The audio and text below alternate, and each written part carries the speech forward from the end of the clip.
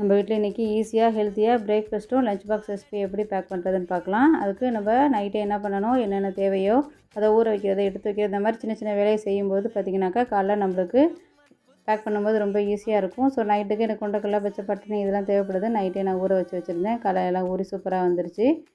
Breakfast பார்த்திங்கனாக்கா முட்டை ஆப்பம் செய்கிறேன்.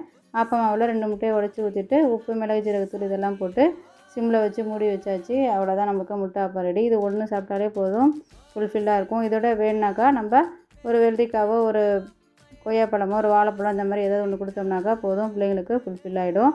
அடுத்தது லஞ்சுக்கு பேக் பண்ணுறதுக்கு பார்த்திங்கனாக்கா பட்டாணி ஊற வச்சுருந்தேன் இல்லையா, அதை போட்டு நான் பட்டாணி போட்டு ரைஸ் செஞ்சாச்சு. பீஸ் புலாவ் மாதிரி கொண்டக்கடலையை வச்சு நான் ஒரு கிரேவி மாதிரி ஒரு மசாலா ரெடி பண்ணியாச்சு. ஸோ இந்த ரைஸுக்கும் இதுவும் ரொம்ப மேட்சாக இருக்கும். அதோட சைட் டிஷ்க்கும் பார்த்திங்கனாக்கா முட்டையை பாயில் பண்ணி மசாலா செஞ்சு வச்சாச்சு. இது ஆப்பத்துக்கு நம்ம வச்சு சாப்பிட்லாம். இதே மாதிரி இன்னொரு நாளைக்கு ஈஸி அண்ட் ஹெல்த்தியாக இன்னொரு டிஷ்ஷோட பார்க்கலாம். பாய்.